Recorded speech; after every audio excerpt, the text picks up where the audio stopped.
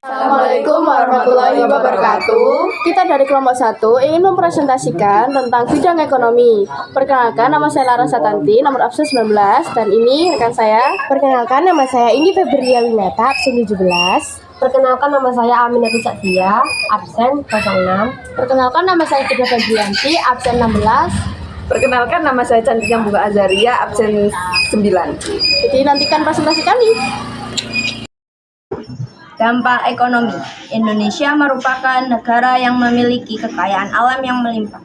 Kekayaan alam tersebut sudah sejak lama dilirik bangsa-bangsa asing yang datang ke Indonesia, termasuk kaum penjajah. Belanda memanfaatkan kekayaan alam tersebut, salah satunya dalam bidang industri perkebunan. Kehadiran Belanda di Nusantara dimulai dengan pembentukan VOC. Dalam perkembangannya VOC berhasil mengembangkan usaha berupa perkebunan komoditas baru yang dianggap memiliki prospek yang bagus. Tanaman tersebut diantaranya kopi dan tebu. VOC melaksanakan sistem penanaman komoditas wajib berupa kopi di Priangan dan diperluas di Ambon dan Pekalongan. Pelaksanaan penanaman wajib dipimpin oleh Bupati setempat dengan mempekerjakan mandor-mandor pribumi untuk mengawasi para pekerja. Untuk pekerjaan pembukaan lahan, penanaman, pemeliharaan, panen hingga pengangkutan kopi di gudang penyimpanan Belanda dilakukan oleh penduduk yang dipaksa untuk melakukan pekerjaan rodi. Gubernur Jenderal Belanda yang mencetuskan sistem tanam paksa adalah Johannes van der Bos. Pada sistem tanam paksa, para petani diwajibkan menanam komoditas yang sesuai dengan permintaan pemerintah di tanah milik mereka sendiri.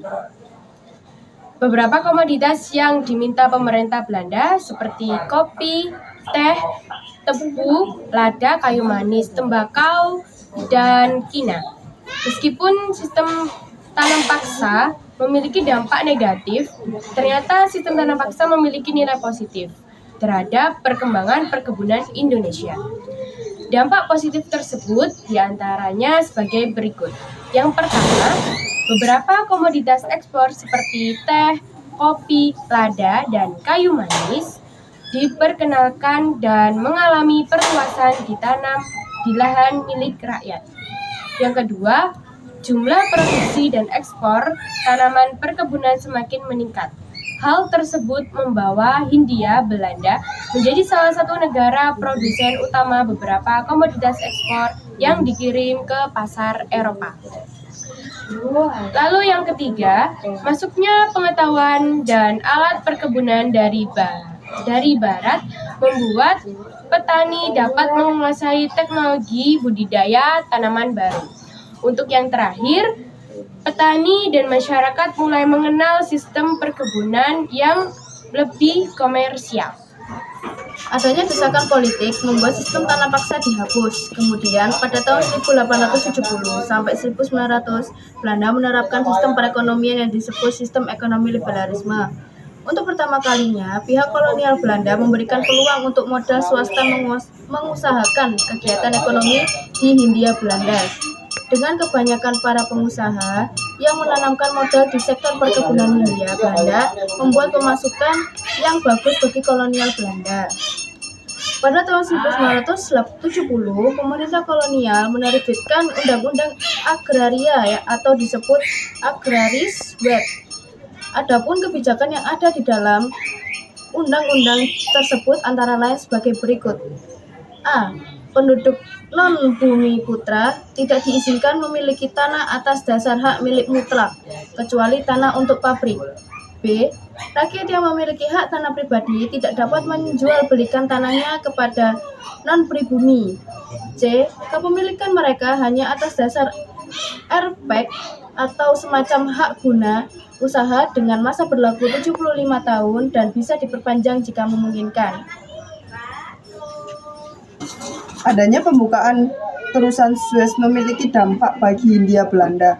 Jarak antara negara penghasil tanaman ekspor dengan pasar di Eropa Barat semakin pendek. Hal tersebut secara tidak langsung mendorong perkembangan pembukaan lahan perkebunan di negara koloni antara tahun 1070 sampai 1885. Salah satu yang mempengaruhi adalah kebijakan dari Undang-Undang Agraria, yaitu Everpack atau hak guna untuk membuka perkebunan-perkebunan besar, teh, gula, dan tembakau. Dengan meningkatkan permintaan terhadap bahan mentah dan bahan makanan dari Eropa dan Amerika menyebabkan semakin banyaknya aliran modal asing yang datang ke Hindia Belanda. Undang-undang agraria dikeluarkan agar penduduk Bumi Putra tidak kehilangan tanah miliknya dan menjadikan perkebunan sebagai aspek terpenting dalam pandangan ekonomi di Indonesia pada masa kolonial. Saat itu, perkebunan menjadi alat untuk menghasilkan devisa bagi Hindia Belanda. Selama diberlakukannya sistem liberal, pembangunan sarana dan prasarana dilakukan pemerintah untuk menunjang produksi tanaman ekspor di Hindia Belanda. Beberapa sarana yang mampu meningkatkan produktivitas dan hasil perkebunan seperti waduk dan saluran irigasi. Mesin-mesin didatangkan dari Eropa dan didirikan pabrik-pabrik untuk mengolah hasil perkebunan menjadi barang siap konsumsi.